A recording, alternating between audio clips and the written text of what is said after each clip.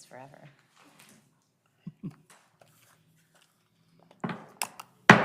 Go ahead and call this meeting to order. This is the Joint Planning Commission regular meeting for January 13th, 2026. With that, I'll call the meeting to order and a roll call, please.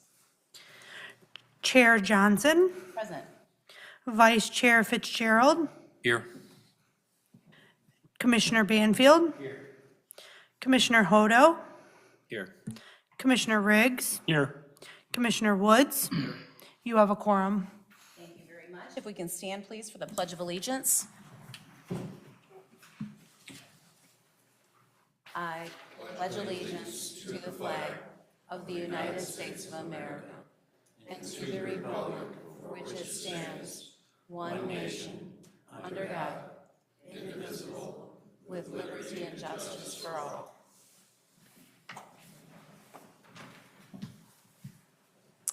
Before we get to the approval of the agenda, I did want the audience to know that items 9A and 9B, we had a technical difficulty that did not have it print out in the packet.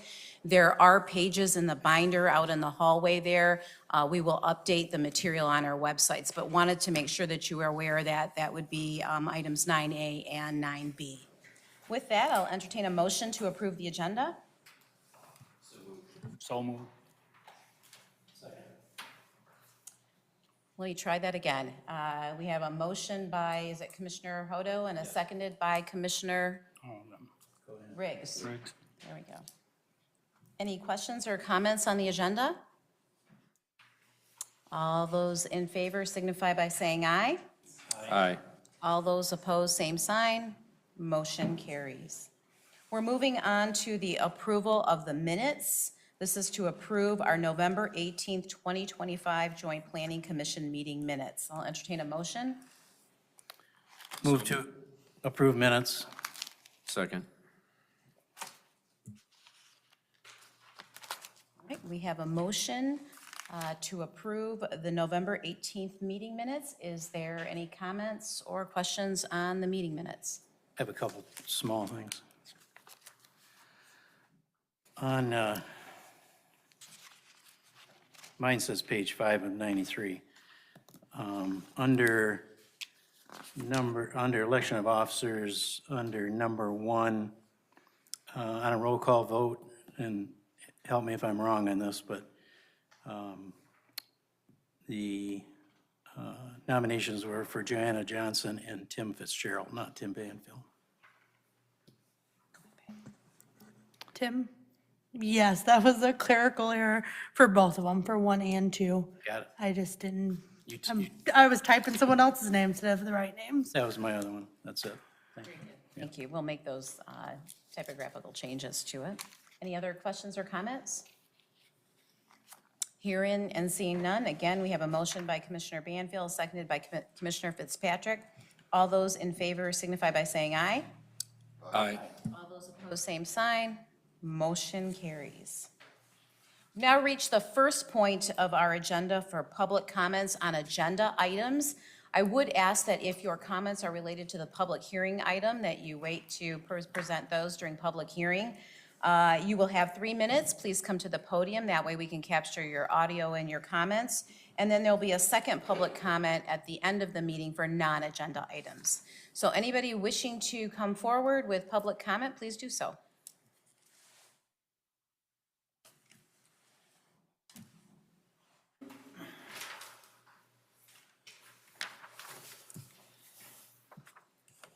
Barry Wayne Adams, 622 West Green Street.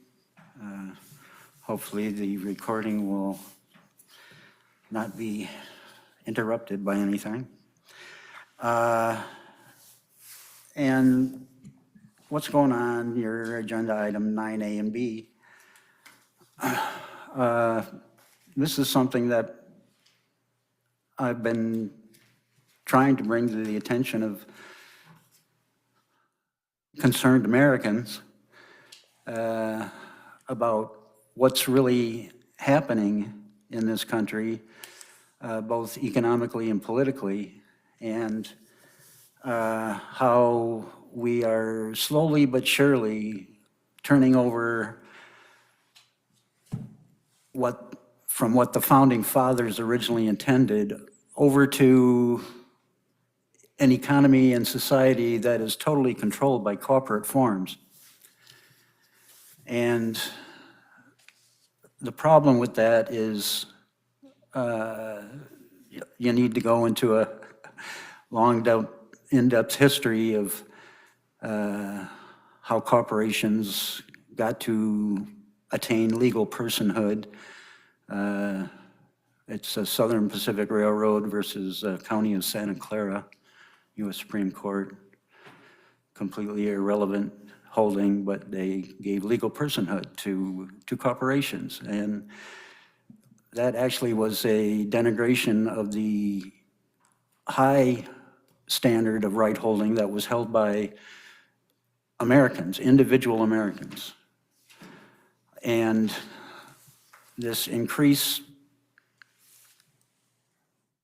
control of the economy and the transfer of wealth as mediated by corporations do not beneficially affect individual Americans as they would be able to do if they were able to fully exercise their own individual economic capacities, and some do, and they enjoy the autonomy that comes from that. But unless, you know, the headquarters of Dunkin' Donuts and Jimmy John's is in Marshall, all you're doing is creating a economic machine that moves generated wealth in this town to somewhere else. So we should be concerned about, and I've got a YouTube channel, look it up. I talk all about it. So I'll be back for the second round. Thank you. Anyone else wishing to comment on agenda items?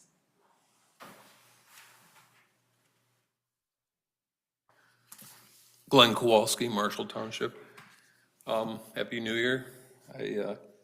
First of all, I'd like to thank this group for working through the issues that you've had over the last, I guess, probably several months now, but I truly appreciate that work that you did, and you know, I think we're on the cusp of, you know, better relationships between Marshall Township and the city. I truly believe that we're working through things as we should, and you, of course, have your own planning commissions that you attend to and spend your personal time at, and then you come together here. And this is really intended to be that type of relationship where two bodies come together and work for the betterment of both residents of Marshall Township and the city of Marshall. So again, I appreciate that.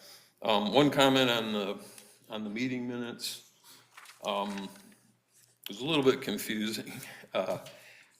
My understanding is the November and December 9th meetings were a continuation, but when I looked at the December 9th and the November agendas, I didn't see any site plan approval, yet that was an action carried out in that meeting according to the minutes, if I understand them correctly. So I would just encourage you to, and something as important as that, make sure that it is on the agenda and is in the package that residents can look at and then attend if they so desire.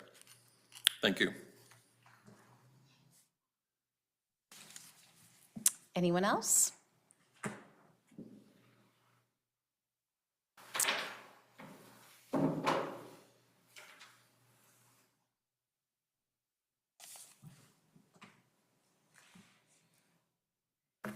Kathy Wright, 210 North Main Street, Ceresco. as a Ceresco resident of the past 6 years and a Verona Road, I'm a township resident of more than 30 years, who has traveled from Marshall to Battle Creek and back many, many times. I am concerned about the City of Marshall and Marshall Township websites, information availability to access information about these ongoing meetings and ongoing concerns about zoning, future expansion of job opportunities, environmental concerns, because I think they are very lacking. I have only recently been able to become more involved due to personal situation with healthcare concerns that I've been dealing with, but I feel like there is not sufficient information.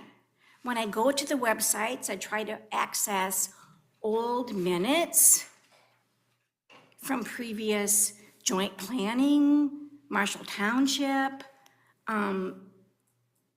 information. It's frustrating and incomplete information. So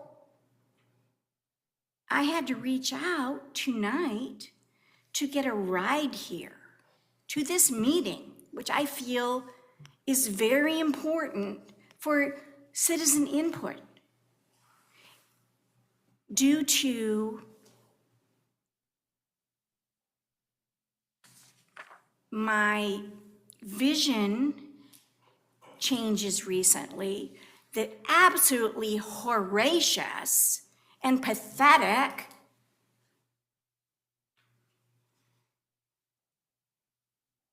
signage, lighting, and other issues traveling from east to west and west to east on Michigan Avenue, and this whole mega mess disaster.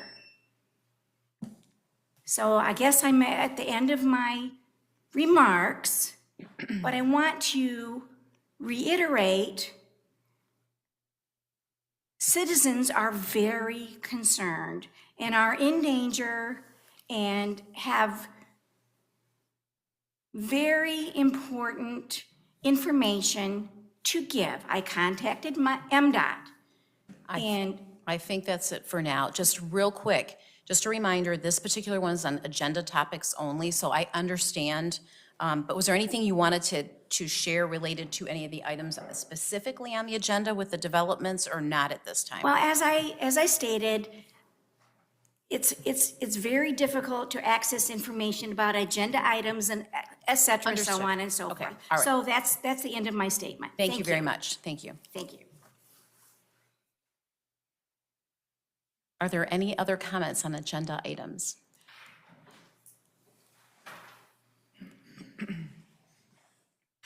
Good morning, Board. So I represent the Dunkin' and the Jimmy John's development that's going in. As the gentleman said that it's corporate greed and all that stuff, I want to reiterate that it's a franchise-owned boat shops. It's not owned by Dunkin' Corporate or Jimmy John's Corporate. It's only 100% owned by single entity only. And his name is Sanjeev Kattau. He came from nothing 20 years ago, built up to 103 restaurants now. Again, an immigrant came with nothing, built all these stores, employs over 1,200 employees, has stores across 6 different states at this point. Again, no partners, did it all by himself, blood and sweat, no corporate, no generational wealth. It's just one person doing everything. Before you leave the podium, can you state your name again? Just My name is Vic Patel. so you're the applicant. Yeah, thank you.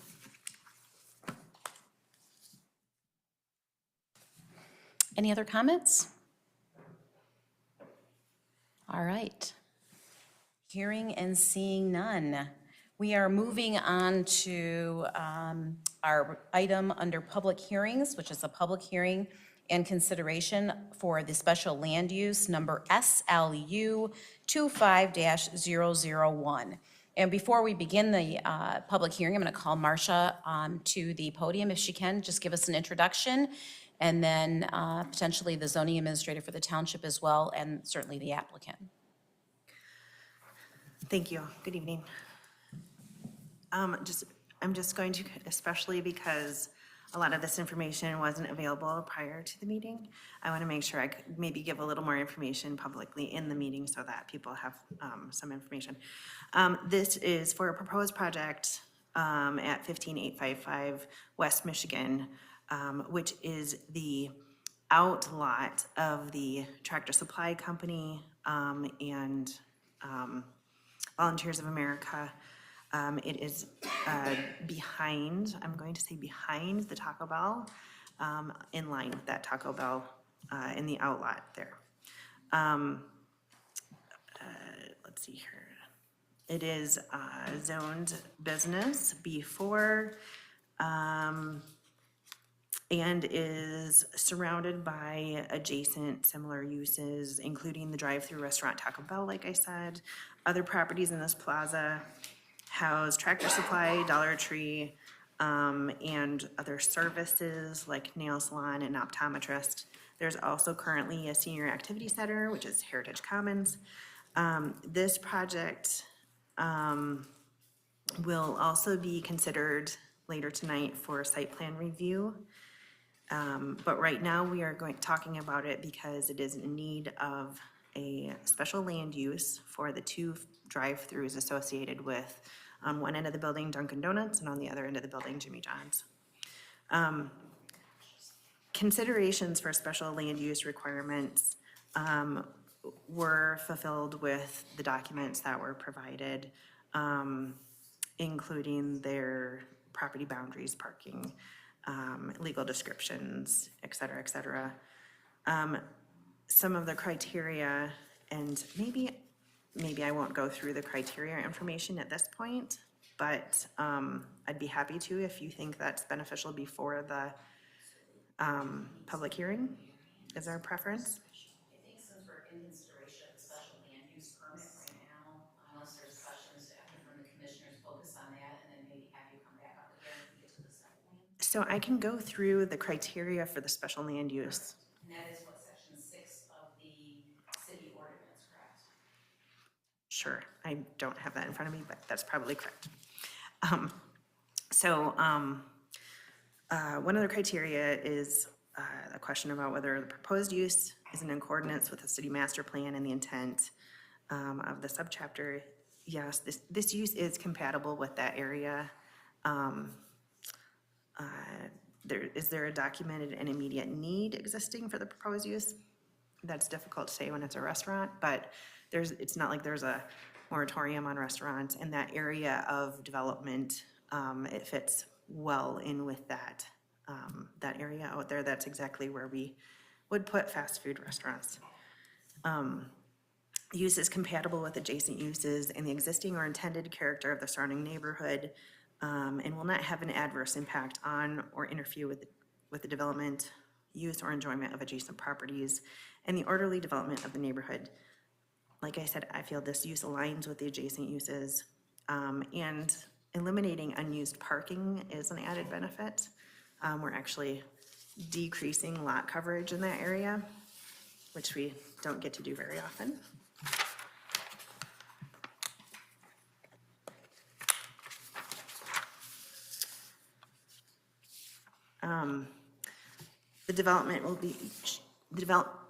The proposed use shall be designed, constructed, operated, and maintained so as to be compatible with the use of adjacent lands. I think this is something that you can discuss, but we anticipate the the impact to be positive in that area, drawing some more people back to that back lot seems like you're kind of reactivating a space that is literally where the seagulls go to enjoy a pond in the middle of the summertime. The proposed use shall be compatible with the natural environment. Again, I think the main environmental benefit is that the reduction of lot coverage is a big bonus for that site. The proposed use shall be adequately served by essential public facilities and services such as highways, streets, police, and fire, drainage structures, refuse disposal, water and sewage facilities, and schools. As far as the city reviews for this project, there was no concerns about fire or water. Police were not concerned about that location. It has good access through the existing access. The only concern that is currently for consideration is the stormwater management. There is a shared stormwater basin that is behind the existing retail grouping. And that is a shared facility that is managed by another entity called El Tigre. They own some of that property. And because there is a reduction in the amount of stormwater that will be sent in that direction, the overall perspective of the city is that we're not overly concerned that we're going to be creating a problem. However, we are asking for some coordination with that owner to provide some maintenance, an understanding of the maintenance of that stormwater retention basin, and some other issues related to that stormwater retention basin. We think that would be fine to cover, make sure it is covered before construction documents are submitted for consideration. And we don't think that should really hold up the site plan approval or the SLU. The proposed use shall not involve activities, processes, materials, and equipment, or conditions of operation that will be detrimental to public health, safety, and welfare by reason of excessive production of traffic, noise, smoke, fumes, glare, or odors, excuse me. We can discuss this, but this use does not really generate excessive noise that is anticipated, or we don't have in the middle of a neighborhood, we're not introducing a commercial use in the middle of a neighborhood. This is really the type of use that is kind of anticipated in that area. That traffic is not probably out of line with what we would expect in that area. And overall, we feel like this project promises to have a positive impact on the area. And any other concerns that you might have could be discussed, and the applicant should be given the opportunity to address those concerns.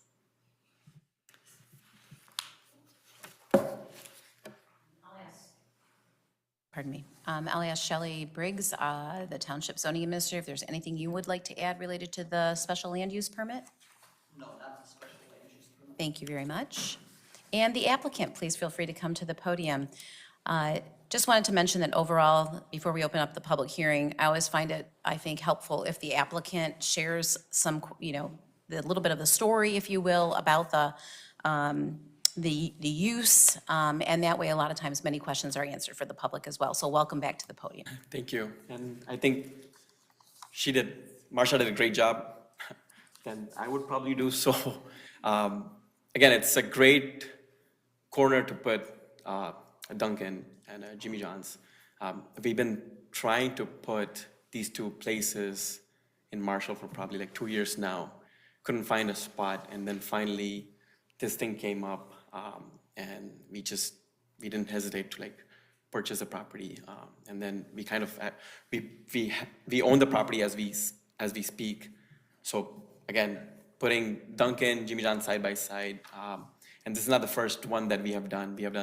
This is going to be our fifth one that's going to be side by side, along with the Dunkin' and the Jimmy John's. But again, we We have close to 40 Dunkins, 20 Jimmy John's. We have, if you ask the brand, we have won numerous awards of owning and operating restaurants. And so this would be a great added restaurants, great fast food added to the city of Marshall. Brings jobs, brings tax revenues, so. Thank you very much. Okay, with that, I'll entertain a motion to open the public hearing for the consideration of the special land use permit, again, SLU 25001. Moved. Banfield. Support. Hodo.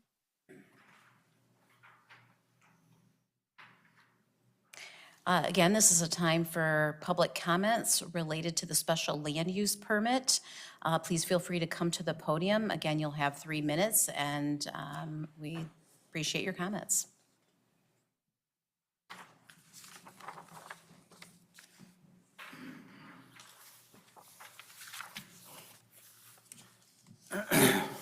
Mary Wayne Adams again, 622 West Green again.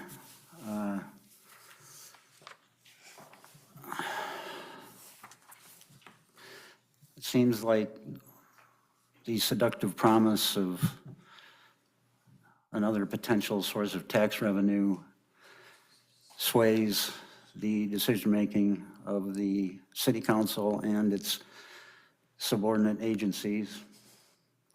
Hopefully, at some point, it will be realized that there's a trade-off between maintaining a atmosphere of historical significance in the town and having it turn into a mockery, a tourist trap, a replication of Mackinac Island, where money controls everything, and the natural charm, the natural ambiance that makes Marshall what it is, and what brings people here to spend money and see the place will be lost. Is this part of the aspects of a new type of gentrification where things are going to be made so stressful within the city for people living in the city, and how it affects our quality of life, that they will, and I've heard many people tell me so far, they're things keep going the way they're going, they're picking up and moving. So there's that notion of trade-off that, you may be thinking that you're going to be bringing in these new businesses, more tax revenue, et cetera, but it will have a negative effect in terms of overall quality of life, and it will negatively impact the tax revenue that you get from the citizenry who end up leaving. So commercialization is not an end in itself.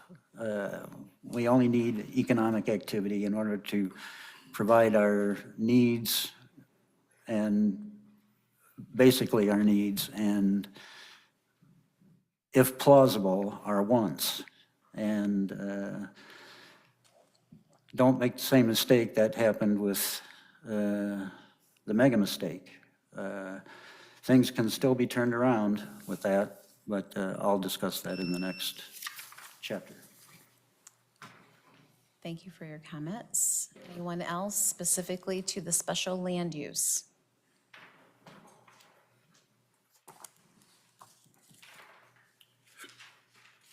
Glenn Kowalski, Marshall Township.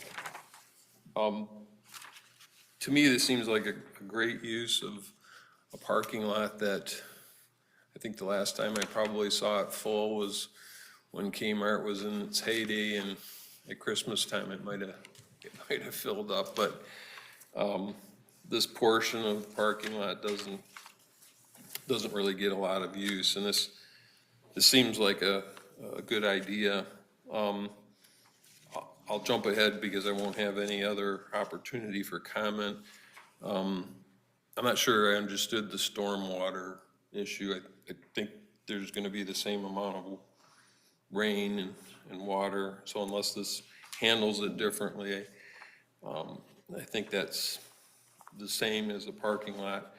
I did have one, I guess I'll say, concern.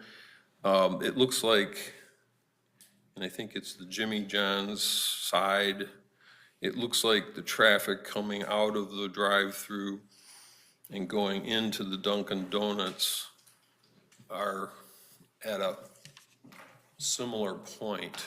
And knowing how bad the mall area in Battle Creek is for driving around, especially, I think, at the Chick-fil-A, you might want to take a look at that. You know, the pattern in this parking lot is kind of haphazard already. You know, maybe there's a way there could be some lines put in so that people were kind of following a path rather than just going free for all. But that was the only concern I really saw, was that you have cars coming out and going potentially in, depending on how successful Dunkin' Donuts is, I guess, at the same point. So, thank you. Thank you. All right. Any further comments? All right. Seeing none and hearing none, I'll entertain a motion, please, to close the public hearing. So moved.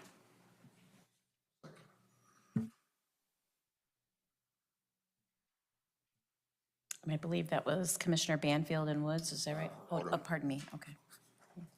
Thank you. All right, with that, again, a motion to close the public hearing by Commissioner Hodo, seconded by Commissioner Woods. All those in favor signify by saying aye. Aye. All those opposed, same sign. Motion carries. We're now into Commissioner deliberation. Just want to remind commissioners that with the special land use, as already shared by our zoning administrator, Marcia Strange, which is that we're looking at the key components within the special land use section, which were read to us. So with that, I'll open it up for commissioner deliberation. Madam Chair, should we have a motion to accept the special land use, then discuss it, or how do you want to do that? Yes, please. I move that special land use number 25-001, and then this, excuse me, Marcia, but is this will be referred to council eventually? Be discussed, approved, and sent on to city council. Is there a second for that motion, please? Hold on.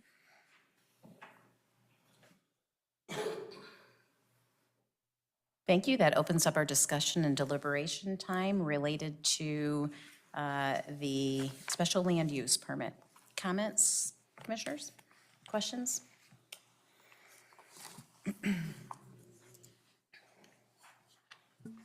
I don't really have any huge concerns. The only issue I had was the potential for rainwater, but as was said before, it's currently all asphalt, so I assume with little bits of green space, it would actually help the water issue there.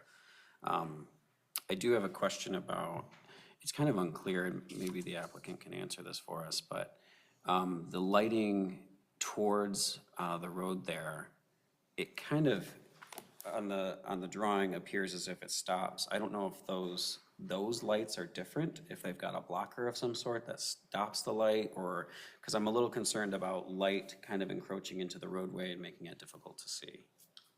Go ahead. Yes, Commissioner Banfield. We could probably move that to Site plan. Mhm. Because I have the same. Unless it relates, if it, unless you're thinking it's relating to one of the, safety elements of the special land use, but otherwise it probably go to that site plan discussion. Right. So that was a motion to discuss. Is there anything else related to? I have a question. Yes, please. Was there a traffic flow study done for that particular area? I know it's at certain points of the day with just Taco Bell and Family Fare and the other entities along there, you know, with the increased traffic coming in, was there ever a proposed traffic study or We anything like did that? not require a traffic study for this. Yes, we did not require a traffic study. Again, that's something I think we'll pick up too if, when we talk about the pattern within the site plan as well. So with that, any further discussion?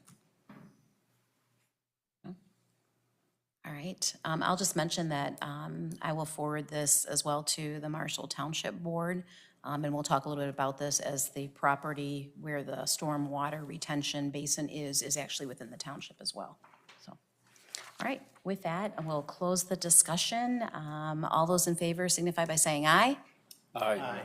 All those opposed, same sign. Motion carries. Is there a motion to approve the special land use SLU 25-001?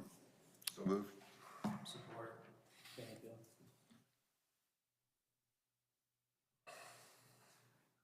We have a motion on the floor. Any further discussion? Hearing and seeing none. All those in favor signify by saying aye. Aye. All those opposed, same sign. Motion carries. SLU 25-001 has been approved.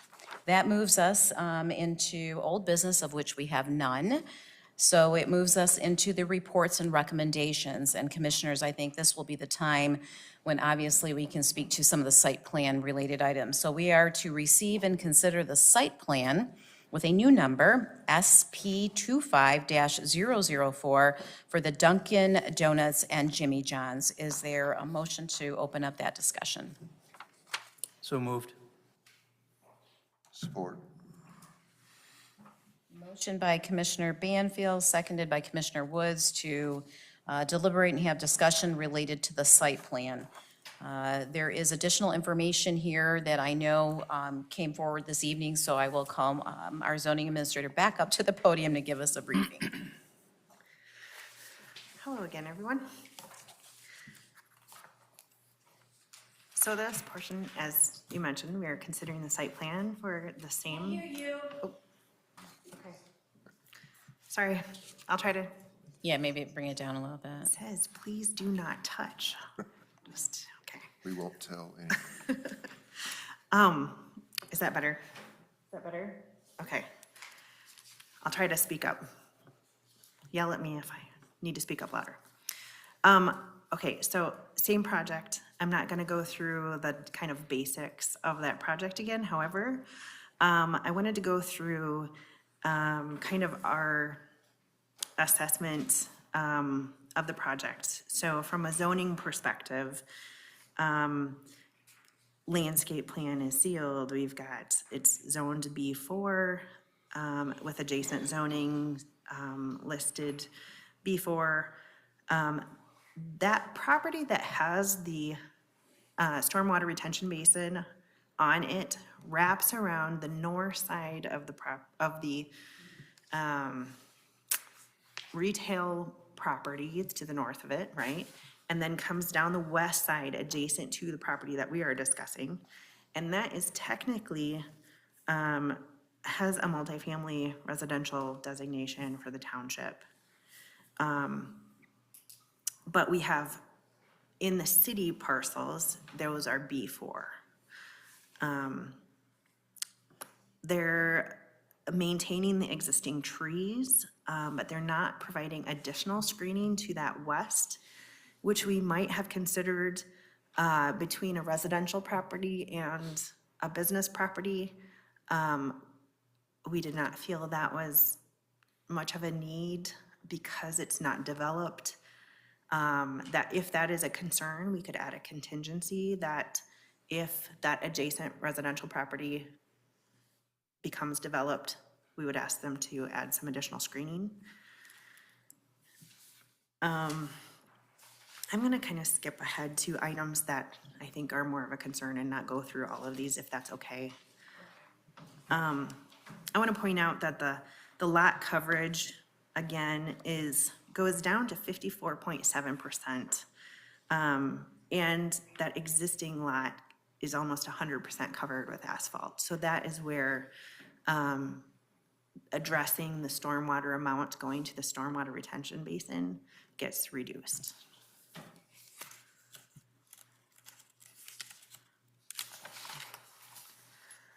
The setbacks are shown. One thing about the setbacks is that there is a drive in what would be considered the front yard. This is an interesting site because Michigan Avenue is really their front yard, or their front yard, right? And so usually we're not supposed to have a drive in their front yard. However, this is a very similar situation as the adjacent adjacent Taco Bell. And I think that's something that you probably should consider as part of the site plan review process. As part of that, we should also consider lighting as those cars are coming through those drives. Right-of-way has been shown. Future easement has been shown for connection to that stormwater basin. We're not really concerned about high-speed internet location that is in a shared utility easement. The lighting, Aaron asked a question earlier about the lighting, and if you look at the photometric plan, which I believe, let me see if I can find a number for you.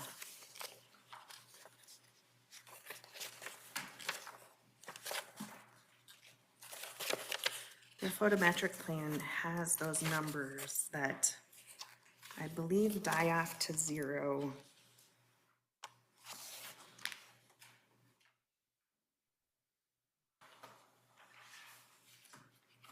So it's at like 0.5, 0.3, 0.1. It dies off fairly quickly at the edge of that property line. I just wanted to make sure I pointed that out to you so that you knew where to find that in the set.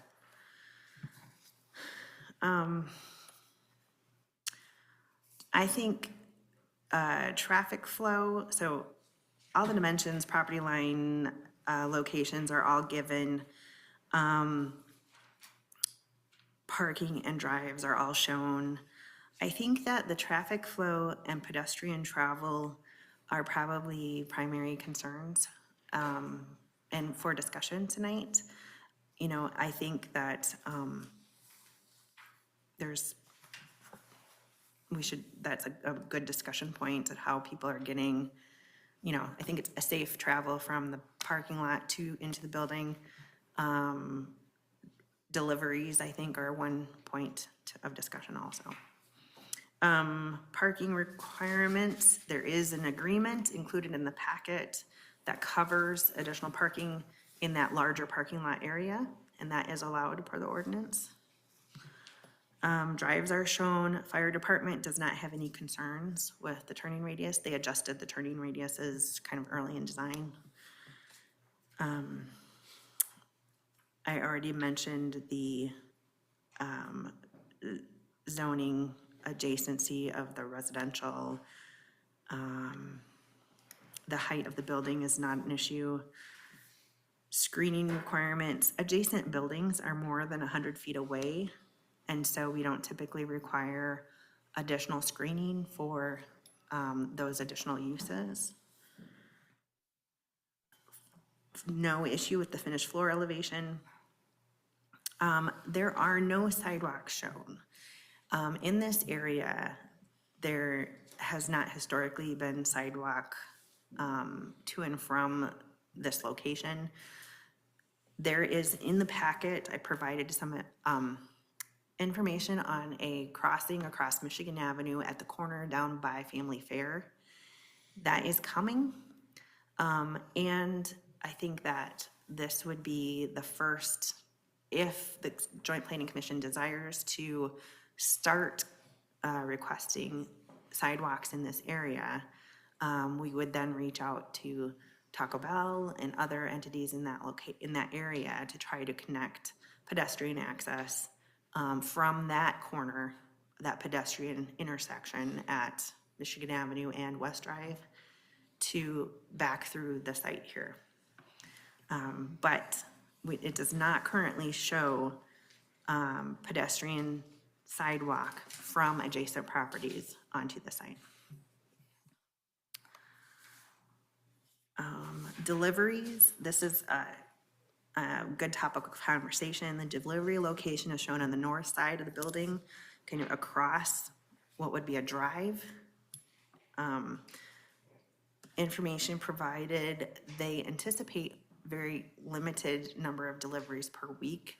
Initial statement was about once a week they get kind of a larger delivery truck. We all know that can kind of fluctuate. You know, if they get a lot of business, they get more deliveries, right? But I would request that that would be considered a little more closely as part of the discussion. Arrows have been shown for path of travel for the vehicles. The number of stacking of vehicles meets the 8-car minimum requirement. Let's see. A pylon sign is requested on the south side. If that location is acceptable to the Joint Planning Commission, they can submit, I would propose that they could submit a sign permit application that could then be reviewed by me to ensure that the size and height would meet our zoning ordinance, or our sign ordinance, excuse me.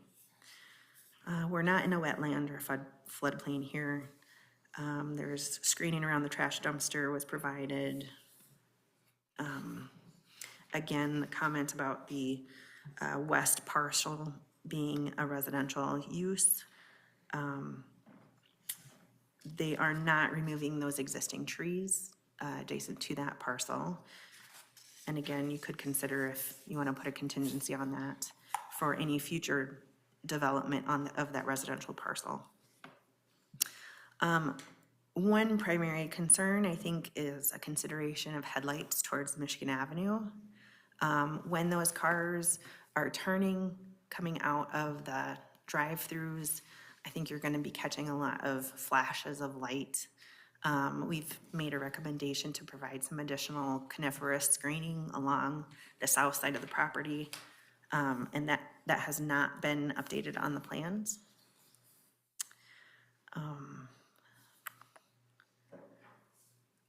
They are meeting the tree and planting requirements without doing a tree survey, so they're not necessarily getting credit for the trees that they're maintaining on that existing property. And one thing that we want to make sure is coordinated, and we can check this before drawings are submitted for building department, we want to make sure that their landscaping is not over the water main that is in the south portion of the site. That was a comment that we had. We just need some additional information about that exact location to make sure that their landscaping is not going to be interfering with any kind of future maintenance of that stormwater, or that, I'm sorry, that water main. We had engineering reviews by our staff and also by other consultants. There is this stormwater is really the primary concern, but as far as sewer goes, they're traversing across the west end of the parking lot, headed to the north to connect with existing utilities on the north side of the property. And those permits would have to be, obtained before we would provide any building permits. Let's see, capacity fees. They know they're gonna have to pay some service fees for the storm, or for the sewer connection. Stormwater, this is where the portion of the packet discusses that stormwater connection to that existing detention basin on the north side of the existing buildings. We are requesting that there is a draft agreement, that we could see how the agreement between this developer and the owner of that stormwater detention basin, so that we can confirm that that is an approved agreement.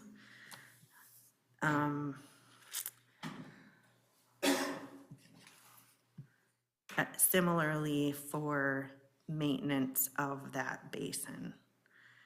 So developer needs to provide a stormwater maintenance and operation agreement between the proposed development and the basin property owner. And that's something that we've discussed with them, but I recommend that we allow site plan approval, but make it a condition before we give them any building permits, that would have to be, check that box. Let's see.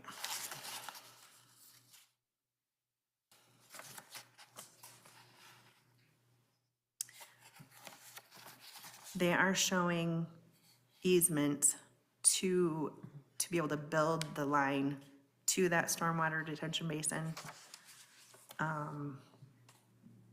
And as part of all of these agreements, we just want to make sure that the stormwater management plan is included as a part of those agreements.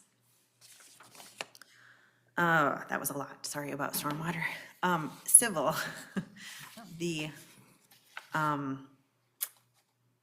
one of the points on the civil plan, we don't have a lot of information about the striping on the existing parking lot to the north of that. And they're using a portion of that for kind of unloading or loading location of their kind of larger parked truck out there. We just asked for a little bit more information about maybe they need to, kind of create a spot that would be available at all times for a big truck or something out there. Just make sure maybe there's some additional striping you might want for drive lanes as part of that east-west access route. They've provided for all of their on-site parking, all the information that was requested. And they've provided information about all the easements for water and sewer and fiber net and electric utilities.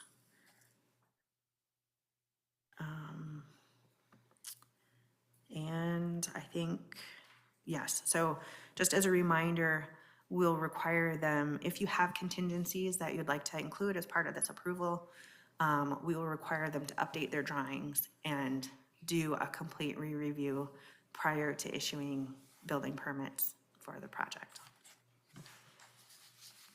Thank you, very thorough, appreciate it. That was a lot, thank you. That's good. Before we open it up to commissioner comments, I'm going to see if Shelley, do you have any comments that you'd like to add? I know you guys have been working together, or did we cover all of those already? I believe we have covered all of those. Thank you very much, very thorough. Commissioners, open it up for questions and comments. Commissioner. How many contingencies are you tracking? About I 137. was gonna say, well, there's the stormwater, there's the screening for the headlights, Management. so. There's screening for the parcel as well. So we just gotta make sure when we do this, we have all the contingencies on it. It's very important that we do, for the applicant and for us as well and our team, to be able to know what exactly the wants and needs or the suggestions are from commissioners, so we can make it a successful project for all of us. So Commissioner Banfield.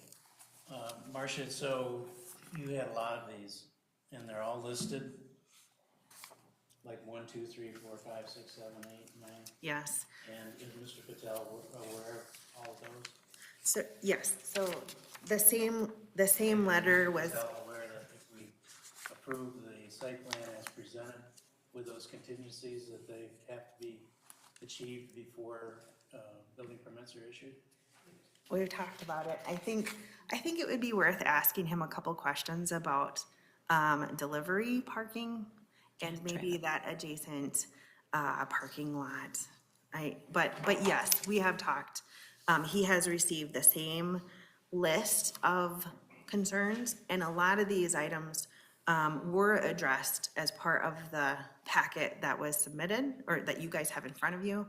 But I pointed out the items that I felt still needed to have some additional conversation.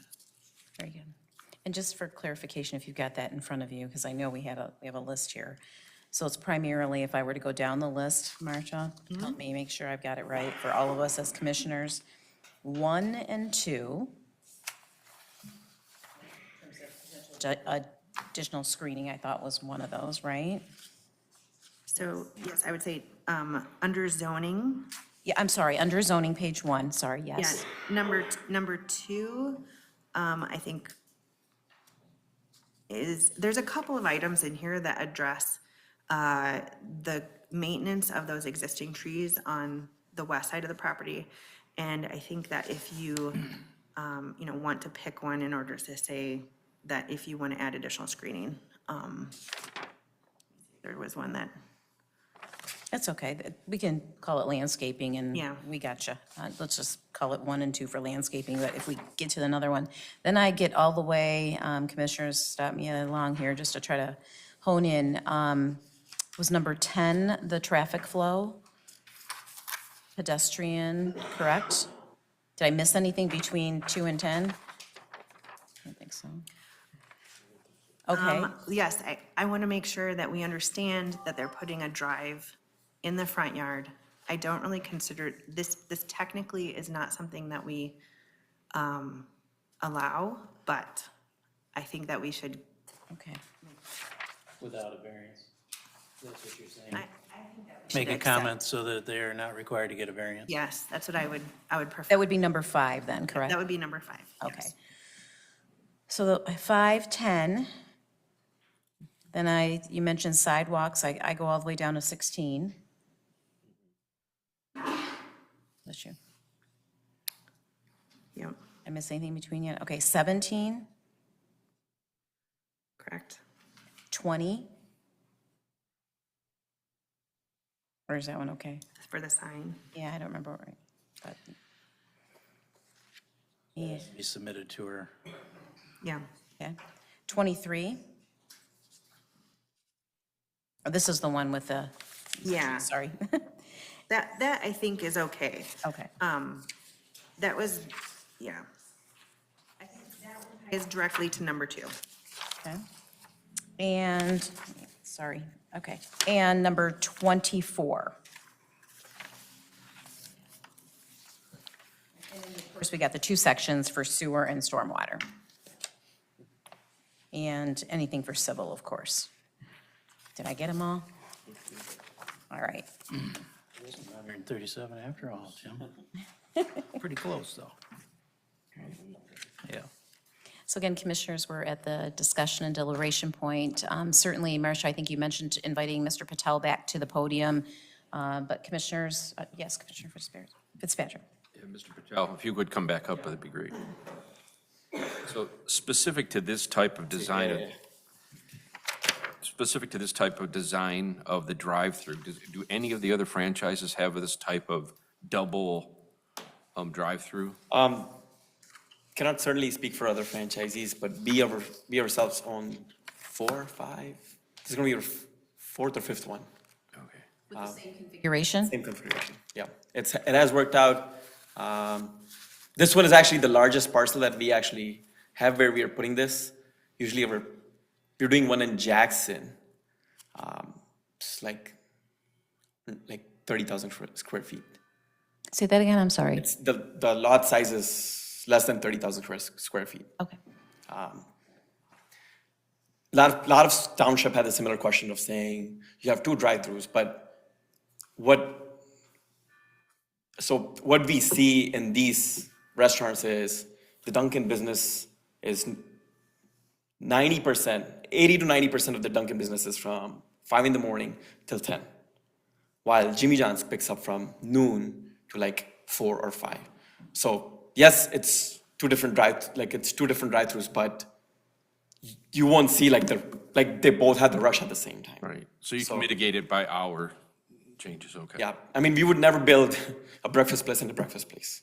Like, it's, so initially we also thought about putting Popeyes into the place, but again, the site is better suited for a Jimmy John's than Popeyes. Mr. Patel, I'm sorry, Commissioners. With related to the pedestrian, and you mentioned, I think maybe the site in Jackson was one that you have that has a Yes. similar configuration. Were there any, because we're creating conflict points, right, within the site, right, between pedestrians and vehicles. Have there been any issues at all? Any pedestrian near misses, crashes? Now, Just curious. so what we see normally is that we don't generally have like that much of a pedestrian like traffic, like a foot traffic, and what we have seen post-COVID is our inside sales are less than like 20%. Oh, so most people are in their car. It's just drive-throughs. Mostly- It's just drive-throughs or deliveries, that's it. That's why all of these brands, you would see more and more that they have started to take out seating area. They have only done, like if you have 7 Brew, I don't know if they're coming into Marshall, but at some point they will come into Marshall. They have no seatings.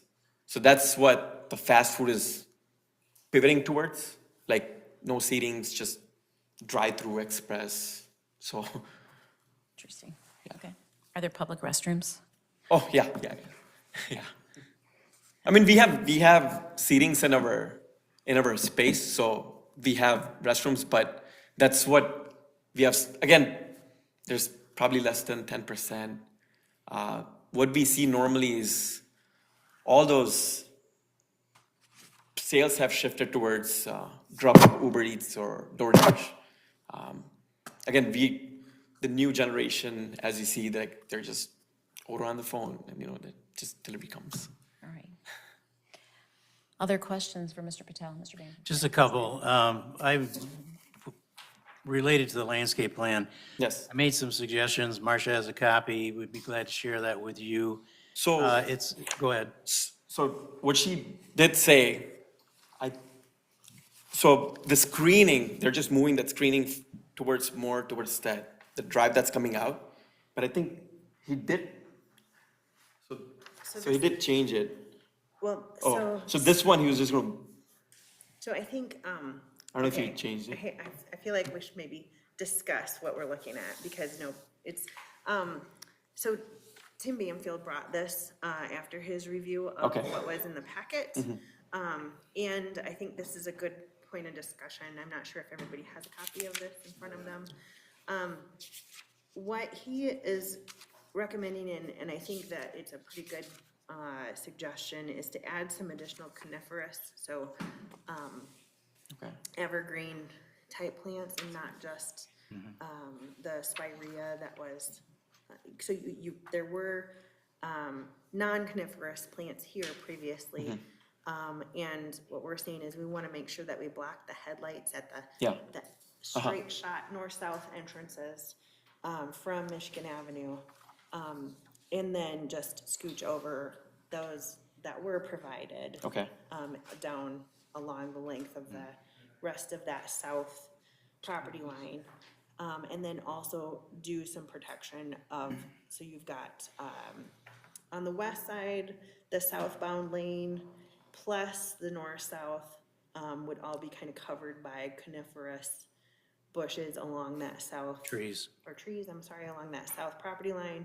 And then similarly protect the southbound drive-through headlights along with the north and south drive lane on the far east end of that property with another row of coniferous trees on that south property line.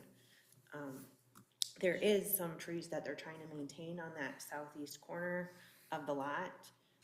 but we think that we need to kind of reinforce those north-south drive locations. Commissioner Banfield, do you want to expand on your? Yeah, just that the variety change from oak trees. Okay. Which of course, This do a is- great job in the summer. So, Tim, this is getting too technical for me. Yeah, So it would help you if it I'd would, rather have her email landscape architect. I'll just tell him, Absolutely. And we can make that a contingency. it just so happens that Pat Conroy and I are very close friends, so. Oh, you know Pat? Yeah. Okay, so If you agree, I'll just tell him to like, just get it done. if you agree tonight, we can put the contingency down that changes will be made to the landscape plan, and then what we've done before is Marcia has made the final approval rather than have to bring it back before us. I'm fine. Question on with that square footage, there were only 4 required barrier-free parking? Based on that square footage? I believe so. Okay. Seems low for restaurants, but they aren't that huge, aren't that large of a restaurant. I think because it takes the usable square footage and you take out the bathrooms, I'm not questioning, I'm just asking if it, yeah, I'm pretty sure okay, it works out. I think we have like additional 2 spaces than what is required. great. What's and then the island, for screening purposes, that one parking spot, that's what I'm saying, if you're right on the edge of parking, I've suggested that the one parking space be taken out for a planting island, because you need to screen that portion of the parking lot from the, looking towards the south, from the main parking area. So that parking lot needs to be screened there. Straight, no?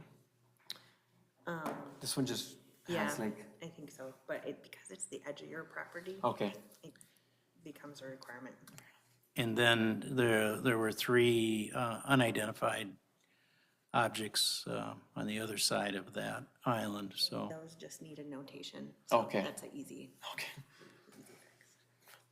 It's Patrick. Patrick did it. Patrick did it, we'll blame him. He's old like me, so. What else? Oh, then the 8 spots that are to the south of the structures, those spots need consistent screening all the way across. So that's, all I'm saying is that his suggestions aren't really adding that much, it's just moving them around a Okay. little bit to fill the ordinance, to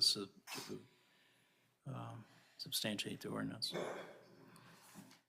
I'm just going to make an observation that the amount of, and you've already done it, Marcia, but the obvious green space we're adding is going to help quite a bit with the runoff, total runoff. Are there any bicycle racks being suggested? Because you can get here on a bicycle. Yeah. You might add a small bicycle rack. If the city prefers, yes, if you want. This is just a suggestion. Mr. Patel, we just make suggestions, and Oh, I mean, again, we don't have to make it a condition, but it's a suggestion. if you guys need one, then we'll put one. I would say you need one. Oh, okay, yes, we'll put one. That water main location, why isn't that on the engineered site plan? So it's on the engineered, like the engineering drawings, Yeah, but the landscape plan is not overlaid on. why not? It's just not, we asked, but it's just not there yet. So that's one of the requirements that we are asking. Yeah, because I'm asking for a whole bunch of plant material out there. So that runs east-west, and so we just need to make sure that the water main is south far enough and that the landscape stuff Yeah, stays. 'cause you don't have a lot of close to room. that. Yeah. Yes, right. Get into right away. Is there gonna be any outside seating or not? No. Okay, well, I know most restaurants, all got some picnic tables and stuff outside. When we approved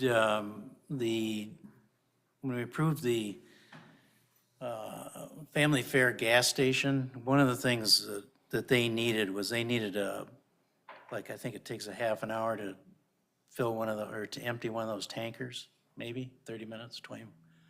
And so they needed a permanent spot there that wouldn't interrupt traffic, so forth. So So when they're delivering, So our delivery, and so we have an agreement with the adjacent parking lot, and I was just there because I know this question would come up. I was just there actually at the site. So if to our building, if they're gonna park like perpendicular on the Tractor Supply parking lot, right. I think they're like putting they have like their trailers there, like pretty much no one uses that portion of it. So they're just gonna park there and then just bring the delivery out to either the Dunkin' or the Jimmy John's. Walk it in, is that what you mean? The, Do what with, pardon my interruption, but the deliveries are going to walk, just, yeah. Just gonna- Yes, bring it in. great delivery people. I mean, it's It's their job, right? it's Their job part to of get the it job- there. Part of the job.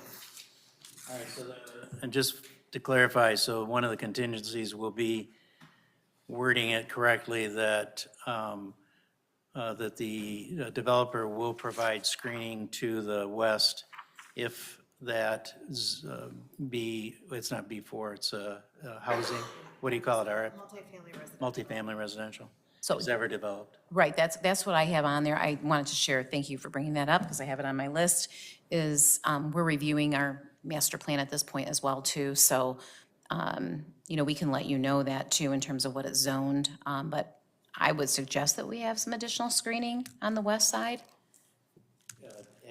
Right now, or wait until? I would say right now. So the contingency might be to screen that west side with some evergreens. So that parcel, I'll have to look to see where that parcel, if that extends. There's a fence over there, right? I think there's like a hill, I think, probably. Would the intent be to add, like a landscape, bed at the west edge of that parking lot curb? Doesn't look like there's room. That's why I'm asking, Because it goes, I'm just trying to provide some additional guidance for them. Is there anything wrong with waiting to see if if the land is developed as residential, So multifamily? what would that look like then? How do we we're going to be able to come back? Contingency? If it's a contingency, then it's up to the city to We would have to require it. go back and require, so we do that with like sidewalks in areas where, none of the area has sidewalk. We have a new development that, it doesn't really make sense to have one property have a sidewalk when they can't connect anything. And so when the city decides to, do a extension, we can at least then go back to that property owner that has a contingency in their approval and say, okay, you guys are putting sidewalk in. Yeah, it's just from my experience, that gets lost through the years. And right now it is zoned accordingly. It's just tracking it is always difficult. People change records. And not that I'm trying to put this on one developer by any means, but at the same time, I think it'd be better to do it now, even if it's just a few or a limited amount. You're correct, because that's how it's zoned. So you're actually screening for zoning, you're not screening for what's there, so. Sorry, I'm gonna ask a few questions just to try to help them if they are going to put some buffer in there.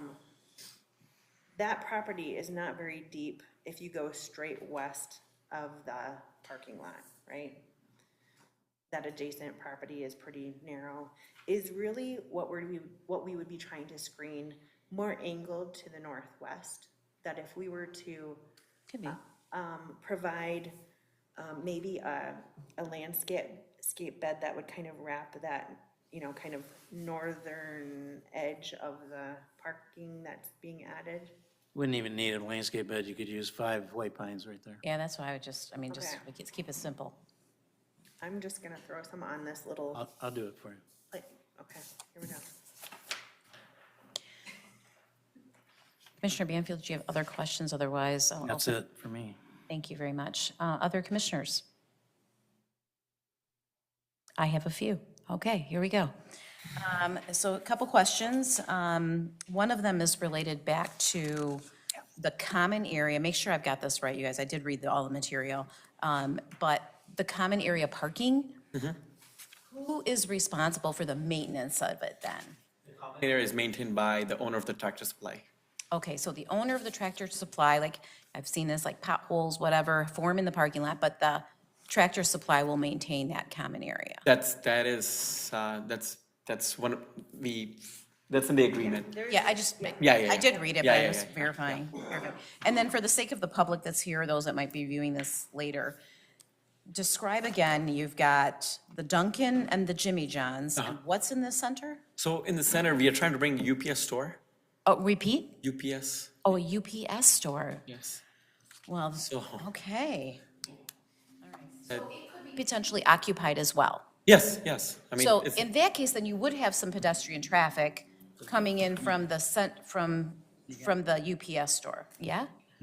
yes, going inside, yes. And I think primarily the. I mean, I know it's not a given. Yeah, I think their intent is to use that parking that's on site, right? So they provided that kind of hashed striping to the west parking lot to try to connect that sidewalk across the drive there. And then, you know, the kind of, what is that, eight spots on the south side of the building. And the reason, I mean, I know we don't know what that might be, but the point is it could be developed to the point where you could have some pedestrian traffic, at least from that piece, right? Whether it be UPS or something else, so, okay, interesting. And then back to the deliveries again, make sure I got this right. Where would they be staging and parking? I'm looking at the, I can show it to you, actually. I am so sorry, but I want to make sure the audience and the, So they will be right here. So, so right back in here, right here. okay, So there's a whole strip Yeah. right here. yeah, They actually have like trailers and stuff like that. Okay. Like, it's like, okay. they have striped it, but they don't really like. use Okay. it. My apologies to everybody in the audience and who will be online who doesn't know where we're pointing to, but it would, let me get my directions right here. Is it to the east then? The north side. Northwest. Northeast? Northwest, there you go, okay. Just north of the 18 stalls, is that right? Am I understanding correctly? Correct, you got it right, you've got it right. Okay. And then just a couple questions, I know these are some of the contingencies, sorry. Sorry, I what? know, it's, no, sorry, pardon me. sorry, Did sorry. we answer the question? Are we good? Okay. A couple, I know we're going to be talking about this as one of the contingencies that we have. So we've got this, the sewer, but then we've got the stormwater. And I'm not just concerned about this simply because it's on township property or it's in the township, but more so the capacity of this retention basin. So I know we've talked a lot about agreements, you know, with obtaining permission from the property owner to drain in here, but then there's the capacity issue. So is that being addressed as well? Is the capacity of this retention basin? So I don't know when it was built. I mean, I don't know anything about it. So just to give you a little bit of background on that one, we try to get information from the city and the county through FOIA. If you guys have any sort of information on what the management plan was, we couldn't find anything. So sorry. Right, okay. So Couldn't we hear. couldn't find anything. So now our engineer is actually doing a calculation on what's the capacity of the lake is, of the pond is, and based on that, we're gonna submit the management plan. At the same time, just to keep in mind that right now it's 100% asphalt. I think it's 98%. We're changing it to 54. So anything that we do now, it's just going to help than hinder. I totally get it. Yeah. It's just, it's all great until something happens. And it has to have the capacity because at some point I understand, but none of us have the history of that and things change. So we have those 100-year rain events that are not much fun.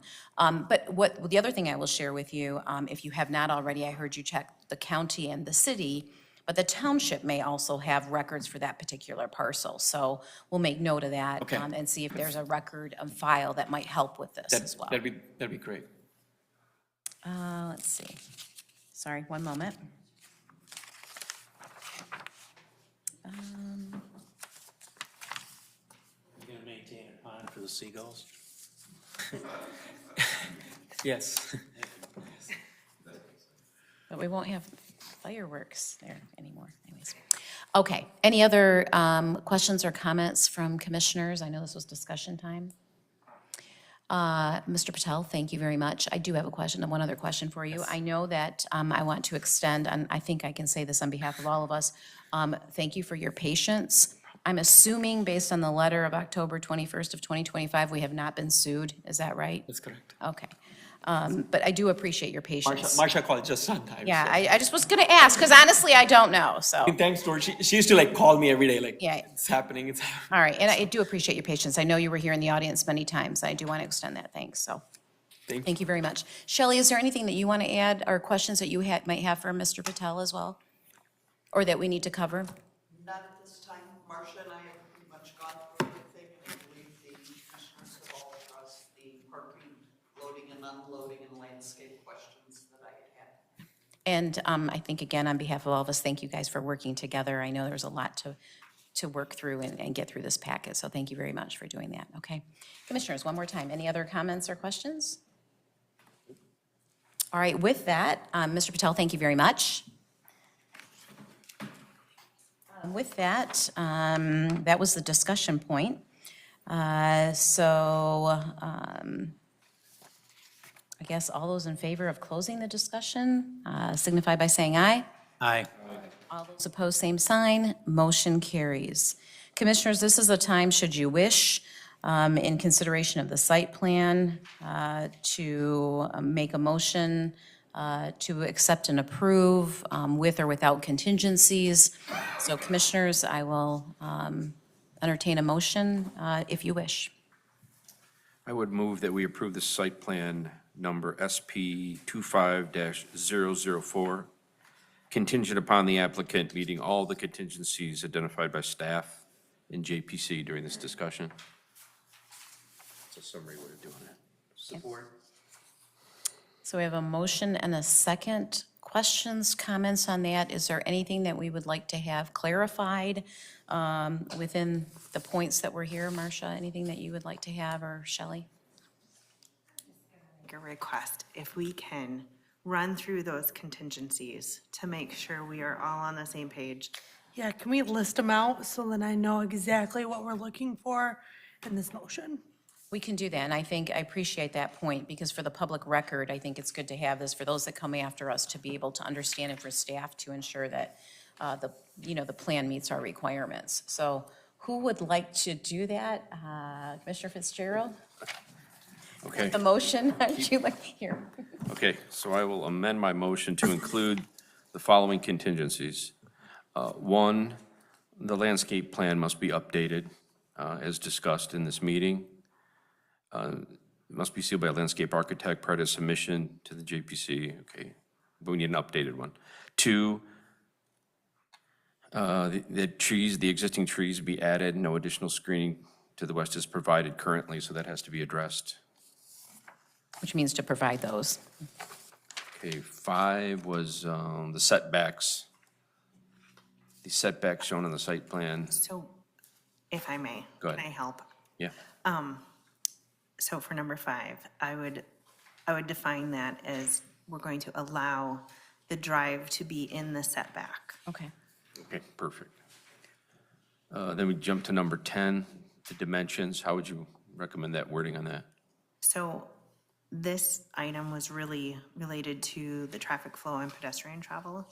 And so it's based on your discussion that followed this. I'm not sure what you would want to add. Commissioners, I don't know that we had any specifics to change that traffic flow at all. So I think that was for discussion. I don't know that there's a contingency, but I could be wrong. Okay, so we eliminate that. I agree with that. Okay, then I'm down to 16. Oh, yeah. The consideration of sidewalks. Do we, So we didn't talk much about this one, so my apologies as we have a motion on the floor here. But Marcia, is there a non-motorized, I'm sorry, I don't know this, but a non-motorized plan in the city that includes that area, or a safe, It does not extend kind of into this area. it does not? So, it's not, City would need to waive any requirement. Okay, so number 16 would be to waive the requirement for sidewalks Okay. through this area. 17, that was just a clarification of the delivery, so I don't Yep. think we need that one. yep, I think you're good on that because they're gonna move that truck delivery location to the west end of the parking lot. I will lean on you for that, for the pylon sign. Yep, so we're going to allow administrative review of a site plan or of a sign application. Meets our ordinance, correct? That for a pylon sign at this location. So I'll have to, review that independently.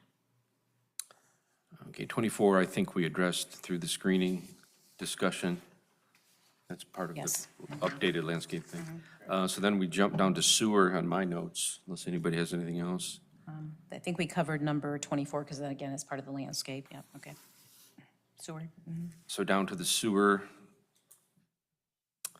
The developer needs to obtain an easement for a private sanitary sewer lateral for portions traversing the private property prior connecting to the public sanitary sewer on the north side of the shopping plaza. And you want me to read in that capacity fees? Don't worry about the capacity fees. And then the stormwater, the existing stormwater detention basin, we need to have a draft agreement that has to be obtained before the building permits can be issued.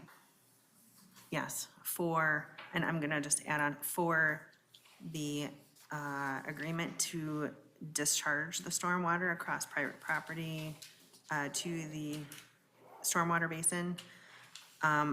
Also, an agreement must be obtained for a stormwater maintenance and operation agreement between the development and yeah. The stormwater maintenance agreement is between the developer and the city. No. The stormwater development agreement is between the developer and the owner of the property, or the city? So the city does not maintain it. So it's between the developer and the owner of the property? Yeah, So is the first part of that, is between the developer and the owner of the Yeah. property. yep. Not, the city's out of this. You're just Correct. requiring it, We're just making sure that there's not a problem. and that there's a draft agreement. Does the township own that property right now? I don't believe so, but without looking it up, I'm seeing heads shake no. So generally speaking, or generally speaking, it would be with the owner of the property. So a draft agreement between the developer and the owner of the property. I think we just want to be reassured that that's there, right, for Yeah. that stormwater management piece, but good clarification. Okay, and then I didn't, And then the only other one I had in that same section, Commissioner Fitzpatrick, if I can say, is that capacity, reviewing the capacity and getting that solidified for the capacity of that retention basin.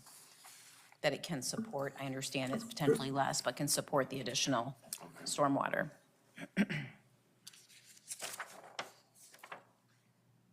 And that report's given to the administrator. Yes, I'm sorry, yes, that would be the report to the team here, yeah.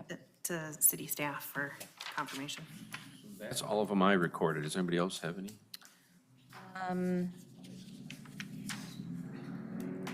I think under the civil, was that anything there that we needed to take up, which is number 8? I'm sorry, you guys. No, well, so you kind of talked about it. From what I gathered from your discussion, you were comfortable with the new location of the parking for the deliveries. Oh, yes, yeah, okay. And that you didn't feel like any additional striping or information about that striping was required. Is that correct in my understanding? That's a good summary, for sure. And then I think one other item that we want to make sure for clarification in contingencies, and I believe, Marcia, this is something we talked about, is really that the developer will be required to submit the revised drawings and confirm all of this stuff. So we want to make sure that that paragraph above the recommendations is part of that contingency.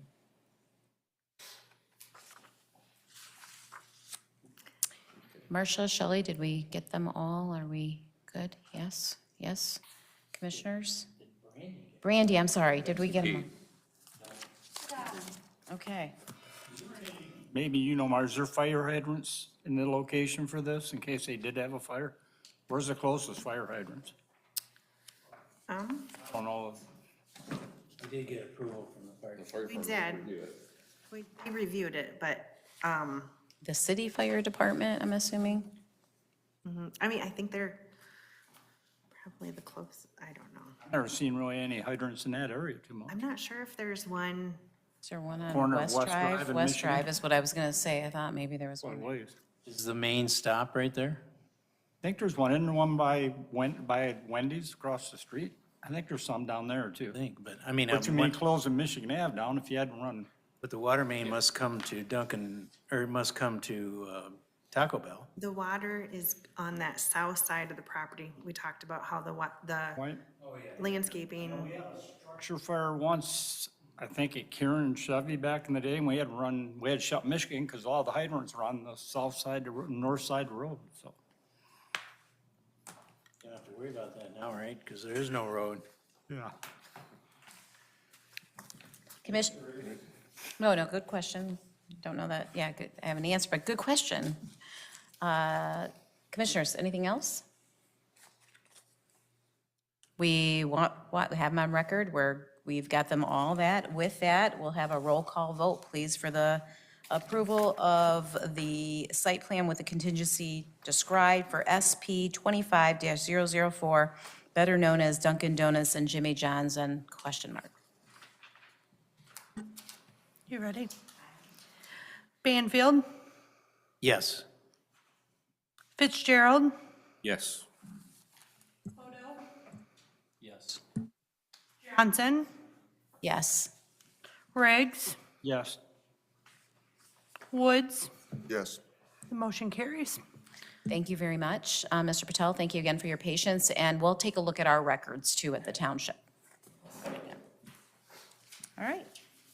Moving on to item B on our agenda, which is setting a public hearing date for the planned signage package for Family Fair. And I will ask our administrator to please come back to the podium and give us some background on this particular item.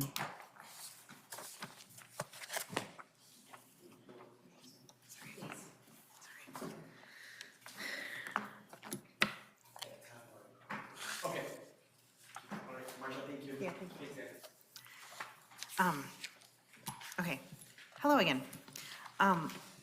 This item is for the planned signage package for a larger sign at the Family Fair location. During a recent sign ordinance change, and in an effort to kind of keep sign requests out of our zoning board of appeals docket, the planning commission created an option to do a planned signage package for sites over 1 acre. And this site for Family Fair meets those criteria to come before you as the planning commission for that property to review what they would like to do for their signage. The reference for that planned signage package is included in the packet because it is a new thing in our sign ordinance that we have not, no one has taken advantage of yet. And so this is the first time that we're kind of going through this process. And that process begins with setting a public hearing to give the opportunity for public to voice any concerns they might have about allowing a larger sign than what is in our sign ordinance for that south side of Family Fair. The information that is provided about the sign ordinance gives you some parameters about you know, what we're looking for. So they have given, you know, what they are asking for is 150 square foot sign. Our sign ordinance currently would only allow 100 square foot sign. Their previous sign that was removed was 238.9 square feet. So that gives you just very basics about what they are looking for. I think that this process was set up originally with the intent to, you know, especially on a new build where you might have multiple signs on a site, and you might want, you know, an additional extra sign, or you might want a larger sign in a couple of locations. It could be looked at as a cohesive package. Even though this is kind of, we're only looking at one sign, there are multiple signs on that site. I would be happy to provide additional information about the other signs, but all of the other signs that are going to be on the building meet the sign ordinance. We're just talking the south side. Yeah, so we are just talking about the south side of that property. This has already attempted to go through the ZBA. The ZBA felt that they really should be using this process instead of going to the ZBA. So it was denied. And so it was denied. So we are here, you know, after quite a bit of time trying to figure out how to review this process, and I think that it's worth consideration if this is how we want that sign ordinance to be used. Sorry, I just hit the microphone. So just for my clarification, our clarification, let's see if I got this right. Was there a different provision used for it to go to the ZBA, not this particular section of plan sign, right? Correct. Okay, so, and it went to the ZBA and it was denied for reasons I'm sure are on record.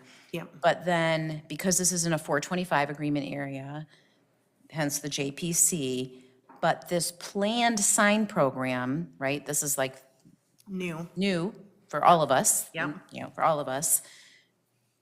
What is the main point? I mean, we have to have a public hearing to have it, that's really what we need to do, is set the public hearing. Correct. But what's the difference between this? Between the ZBA and this process? No, the difference between this sign program that might, the section that might render it more applicable to the, Yes.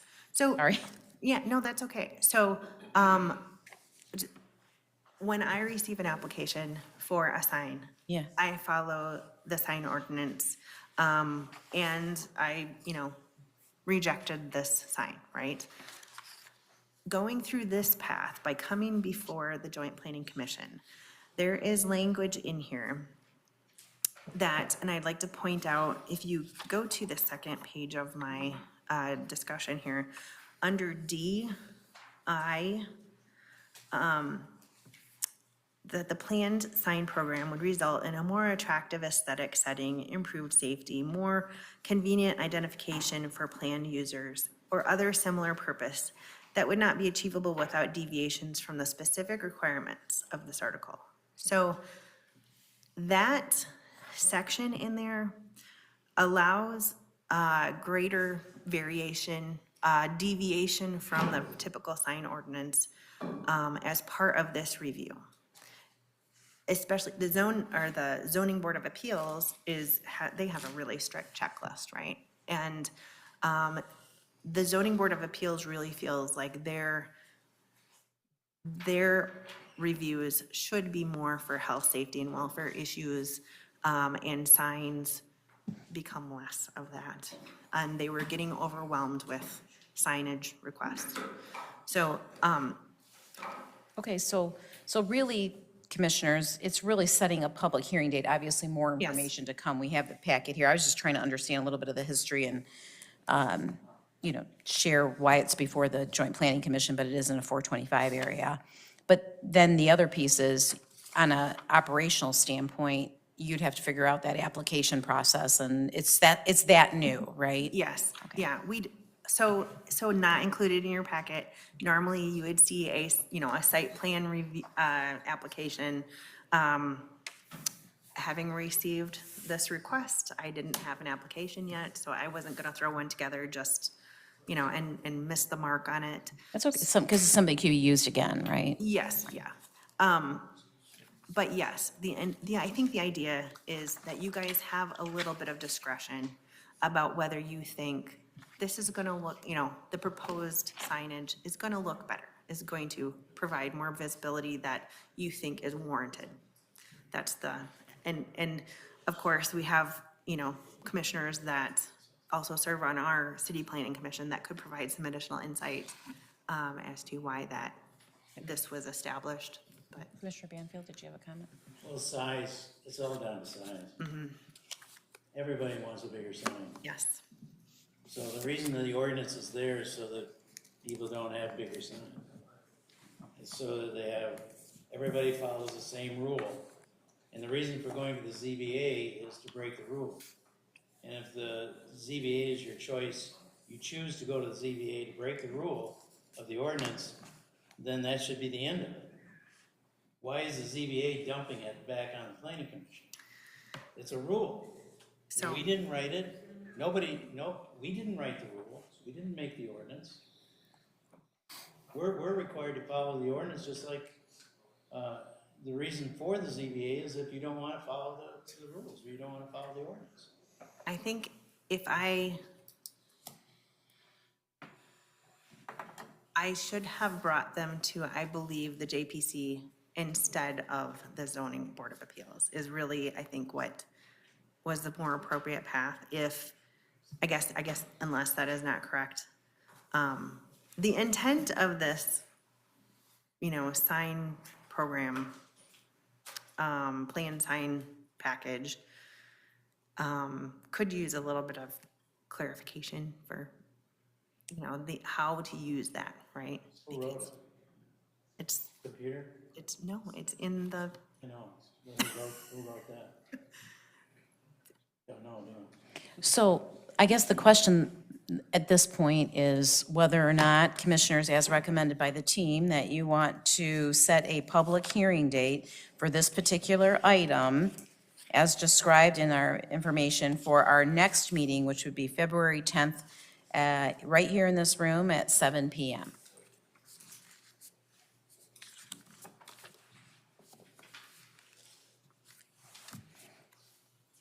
Commissioners?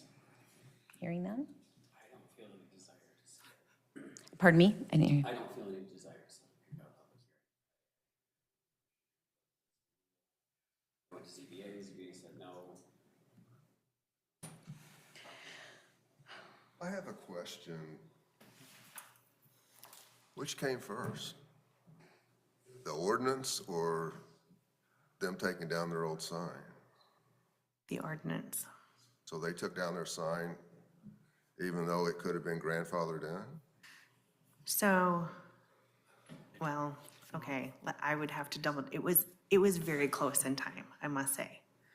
And I think, you know, they went through a rebranding that just kind of assumed, right, that they could put up the same size of sign that was existing there, right?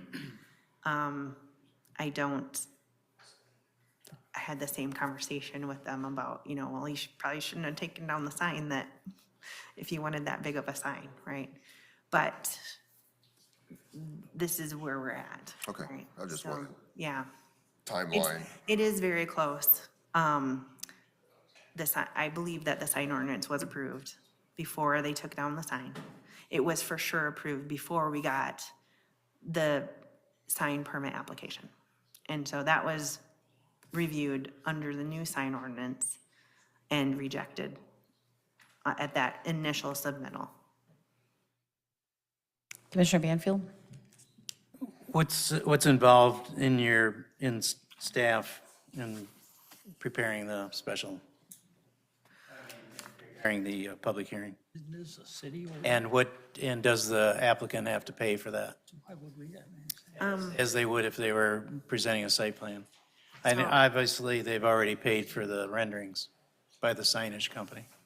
Right, so, But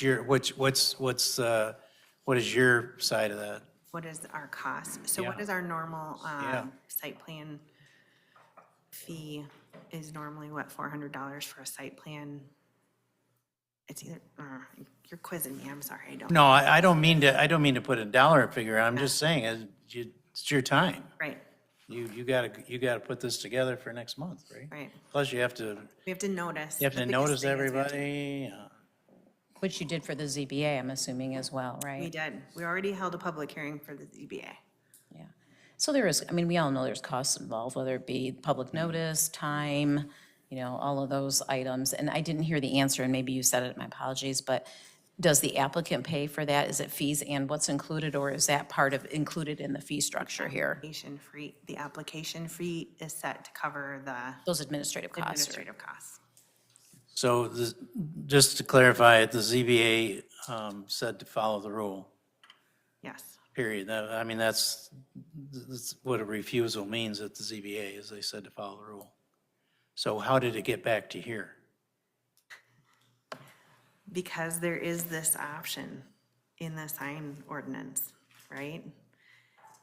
And And it's in the 425, I imagine. it's in the 425 parcel. Well, then we have to have a public hearing. Well, commissioners, I think we're at the point where, if somebody would like to make a motion, and we can choose to not act, but we can also make a motion and see where we land.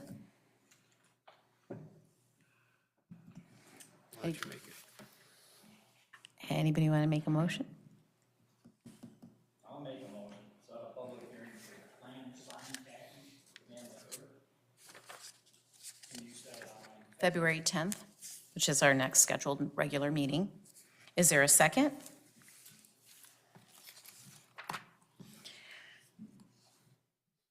I'll second it for the sake of discussion. Okay, further discussion on that?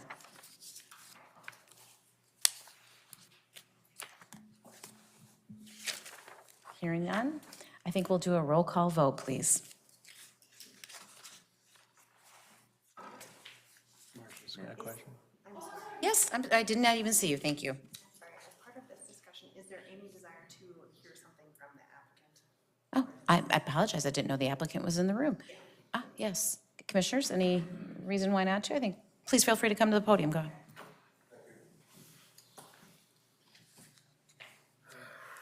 Good evening, my name is Gary Gebhardt.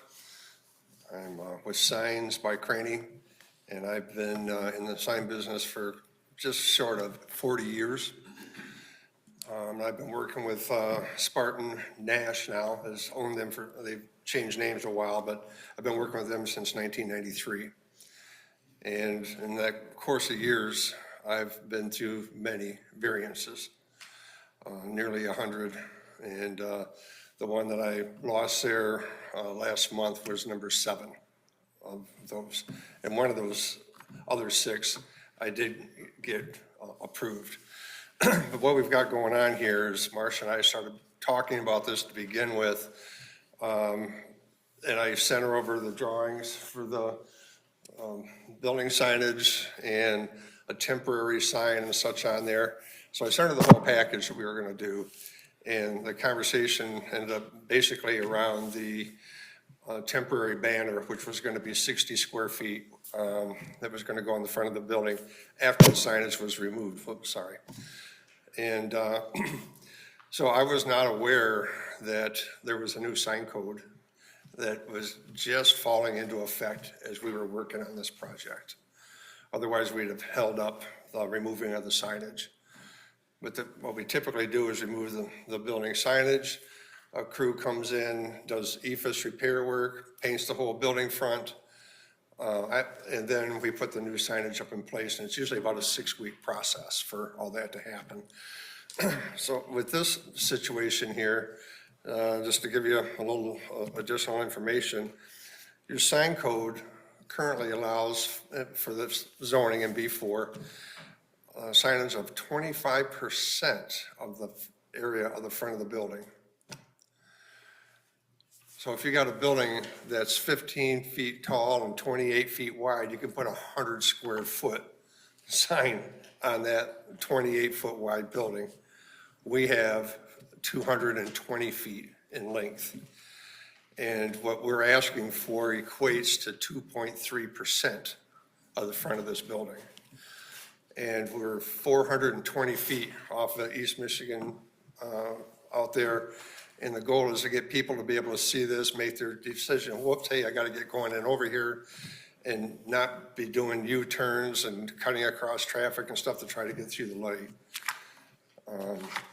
So that's kind of where we're at. And I was involved when Felposh moved out of there also, and that was even greater square footage at Felposh.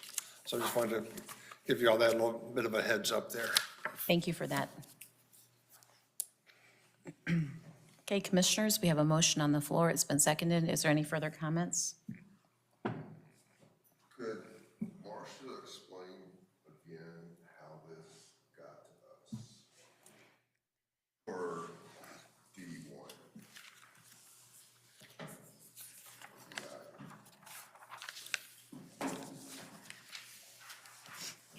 So the idea of bringing this before you under this, what is it called? Plan signage package is an attempt to use that section of this ordinance that allows for some deviation from the size requirements to allow for a more aesthetic,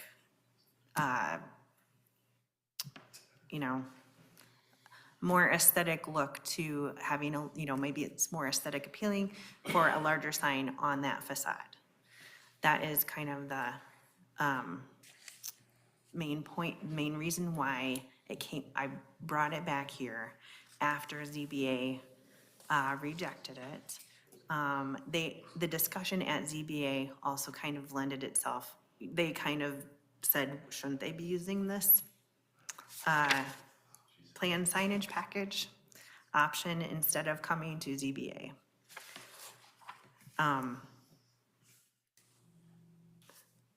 Yes. Is that what you were looking for? No. No? Okay, all right, I'm sorry. What section of the plan signage package covers that? Yeah, so on the Let's second. go that route to the ordinance itself, I guess. Yeah, so the plan sign program is 9.13, and then if you go down through there, under D, standards for approval, 86. okay? So D, standards for approval, and item 8, it says, the applicant shall demonstrate and the planning commission shall find that each of the following standards are met before a planned sign program may be approved. Letter I, or one, I guess I'll say 1, that the planned sign program would result in a more attractive aesthetic setting, improved safety, provide more convenient identification for planned users, or, Basically the same thing you have here then. Because there's no more information here than what was here, okay. yeah, so I copied out that section Okay, into understand, my narrative, just so that it was easier to find. Okay, thank you. So Marcia, I have a question for you. So let's pretend that it wasn't in a 425 area, right? Hence the JPC, right? Would you have brought this back to the planning commission? Yes, yes. Under this, because this is new Yes. and this is a recent sign ordinance update. Yep. So never been done before, even at the city, right? Never Right, been used this provision. Correct, So potentially you would have brought it back to the planning commission. correct.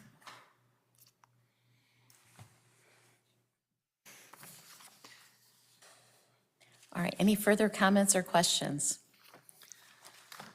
Motion is just to set the public hearing. Correct. With that, Roll call vote, please.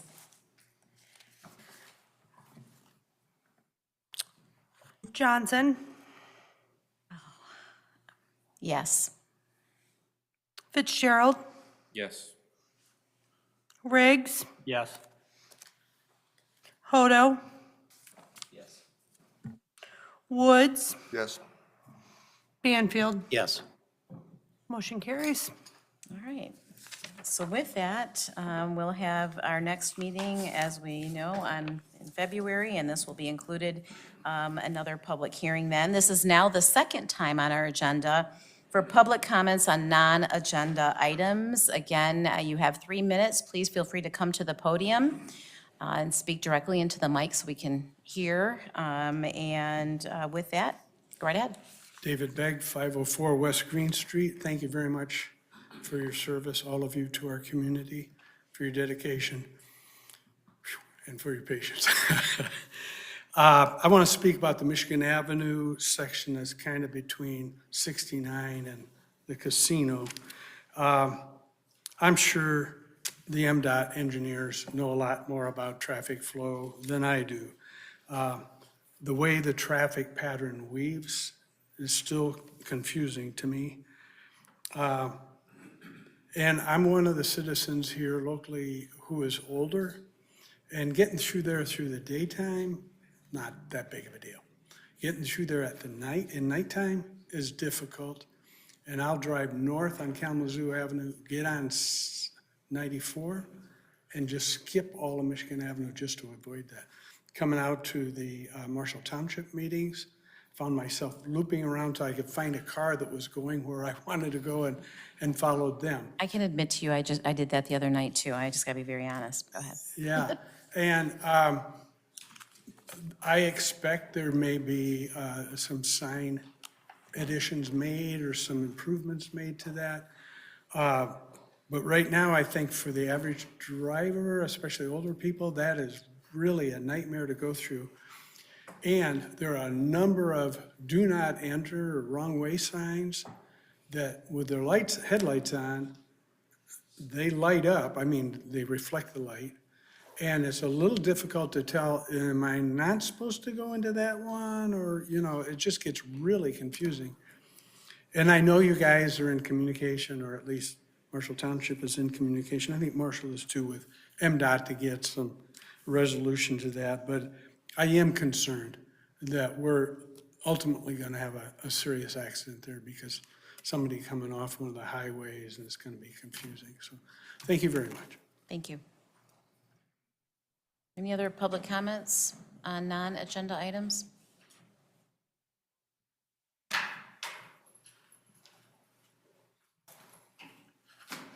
Regis Glindler, Marshall resident, 348 Butler Court.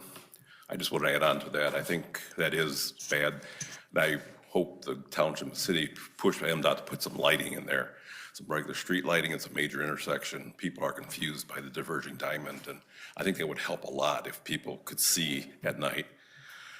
The other thing, maybe a little out of order, but on the site plan for Jimmy John's and Dunkin' Donuts, that area where the inlet from Dunkin' Donuts, outlet from Jimmy John's comes, I would suggest you put a row of, I'll call them posts, curving to the east, would separate those two lanes of traffic.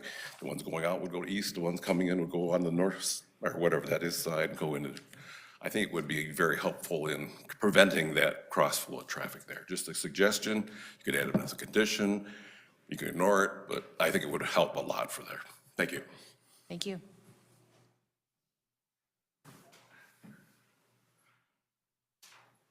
Any other comments? All right.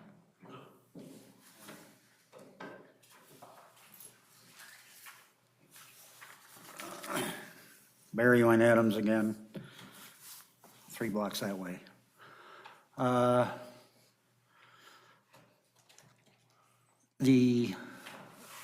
This deals with what the real nature of the JPC is going to be decided upon coming out, and Regis could speak much better to it. and I'm not a member of the committee, but I'm, from my vantage point as what I've been seeing going on and my experience is self-litigating, a query was presented to artificial intelligence as to what would be the determination of the Court of Appeals, considering the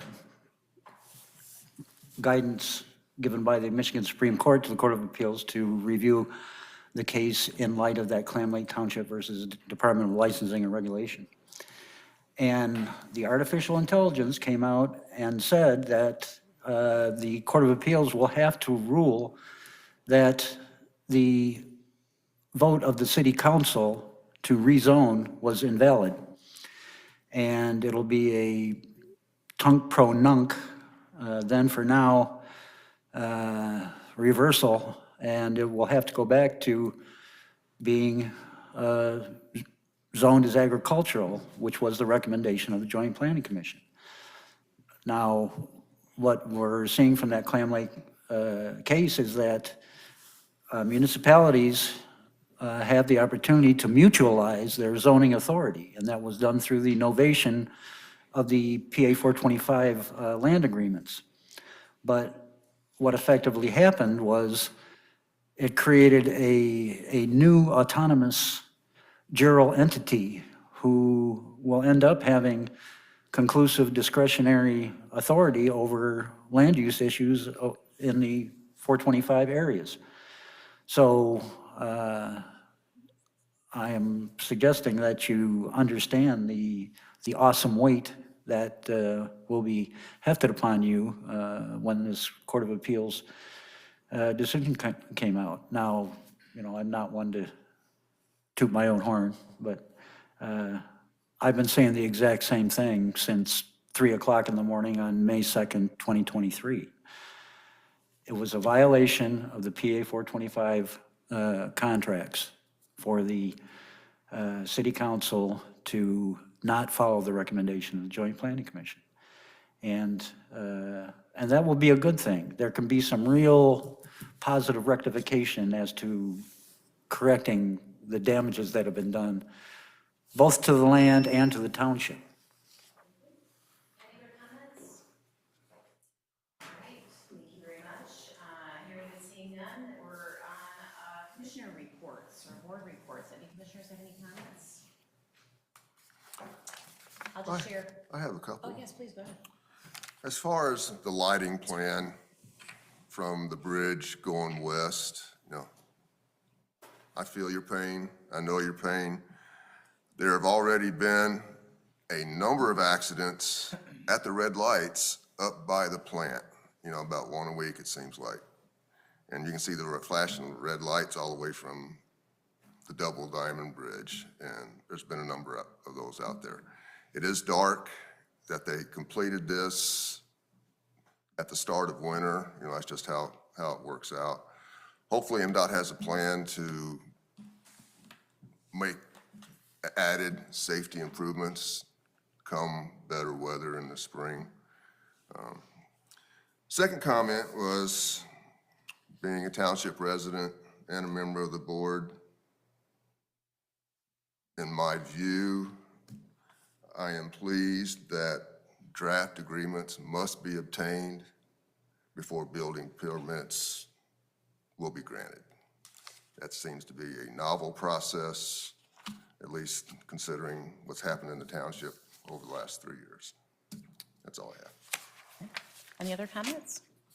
I just wanted folks to know that at our February, I want to say 6th or 7th, my apologies, our Planning Commission, Township Planning Commission, Millbrook will be coming to do a presentation as well. So they were here and they have agreed to come to the Planning Commission, Marshall Township. Is that February 6th or February 7th? Somebody remind me, but they will be at our next meeting, so very pleased with that. I know the one individual that was here was talking about communication. I will remind anybody here in this room that the township does have a mass notification system. You can sign up right on our website. The information I know went out for this meeting as well. I know maybe not everybody has email, but it is another avenue that the township is using to push out information. So welcome folks to sign up on that and do that right from the homepage of the township. And then I just wanted to make mention that as far as the roads and Michigan Avenue and that, those really, I believe, need to be directed to the Michigan Department of Transportation. We have a transportation service center right here in Marshall along Michigan Avenue. Walk right in, I don't know what their hours are now, or call the state. I know there's a lot of information that's out there that MDOT has just pushed out as well. You know, with contact information, that's really who needs to hear you. Certainly, the township, in my opinion, and the city can share those voices, but pick up the phone and call them. Really, they are good people who are trying to respond. I'm sure they recognize it as well. I've been with everybody else who said this already. I had trouble too leaving the other night from the township, and I was trying to follow somebody and figuring out which way they were going. So, but there is rhyme or reason behind the madness sometimes, and just be, you know, nice phone calls, because I've been on the other end. But I'm sure they understand. But really direct those to the Michigan Department of Transportation. All right, so with that, I'll have a motion to adjourn, please. So moved. Support. Thank you. Motion by Hodo and seconded by Banfield to adjourn. Thank you all, and thank you to the team for all your work on this. Really appreciate it. With that, all those in favor signify by saying aye. Aye. All right, we are adjourned.